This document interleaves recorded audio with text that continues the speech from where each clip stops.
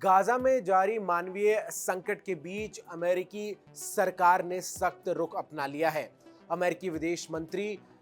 Antony Blinken और अमेरिकी रक्षा मंत्री लॉर्ड ऑस्टिन ने इजराइल को पत्र लिखकर यह साफ चेतावनी दी है कि अगर गाजा में मानवीय सहायता को बढ़ावा नहीं दिया गया तो अमेरिका इजराइल को दी जाने वाली सैन्य मदद को रोक सकता है। दरअसल अमेरिका में राष्ट्रपति चुनाव नवंबर के महीने में होने हैं और ऐसे में अमेरिका में लगातार प्रो फिलिस्तीन समर्थन में प्रदर्शन अलग अलग जगहों पर हो रहे हैं और गाजा की स्थिति को लेकर अमेरिका में फिलिस्तीन के समर्थन करने वाले बहुसंख्य लोग जो हैं वो अमेरिका की डेमोक्रेट सरकार से नाराज नजर आ रहे हैं और ऐसे में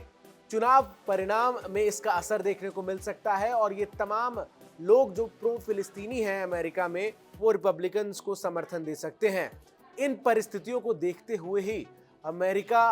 की सरकार ने ये कड़ा कदम उठाते हुए साफ चेतावनी दी है इजराइल को कि अगर गाजा में युद्ध विराम के बीच मानवीय सहायता को नहीं बढ़ाया गया इजराइल की तरफ से तो जो सैन्य मदद लगातार अमेरिका इजराइल को दे रहा है उस पर पूर्ण विराम लगाया जा सकता है। दरअसल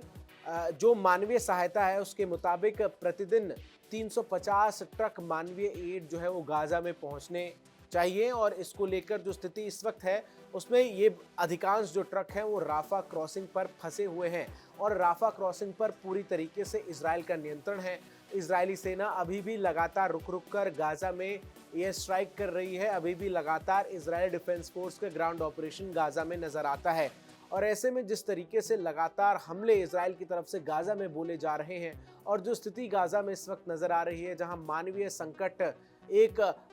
बड़ी चुनौती के तौर पर साफ तौर से नजर आ रहा है। लोग जो हैं वो भूखमरी का बड़ी संख्या में शिकार हो रहे हैं। बच्चे जो हैं वो लगातार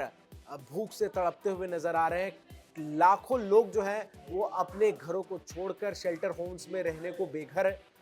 हैं और मजबूर हैं और जिस तरीके से परिस्थितियां इस वक्त गाजा में हैं ऐसे में समूचा विश्व गाजा में युद्ध विराम की बार बार बात करता नजर आया है। अमेरिका भी कई मौकों पर इजराइल से युद्ध विराम को लेकर बातचीत करने के राह पर नजर आया लेकिन बार बार इजराइल के प्रधानमंत्री बेंजामिन नेतन्याहू ने इजराइल का ये रुख स्पष्ट किया है कि जब तक हमास की तरफ से तमाम बंधकों को रिहा नहीं किया जाता तब तक युद्ध विराम की स्थिति जो है उसकी कोई संभावना नजर नहीं आती। लेकिन दूसरी तरफ अब अमेरिकी प्रशासन और अमेरिकी राष्ट्रपति पर भी दबाव बढ़ता हुआ नजर आ रहा है और ऐसे में ये कदम जो है वो अमेरिका उठा सकता है अगर इजराइल अभी भी जो मानवीय सहायता है उसे गाजा तक पहुंचने से रोकेगा तो ऐसे में सैन्य सहायता अमेरिका रोकने पर विचार कर सकता है। कुल मिलाकर स्थितियां इस वक्त गाजा में चिंताजनक बनी हुई है और जो परिस्थितियां नजर आ रही है ऐसे में इजराइल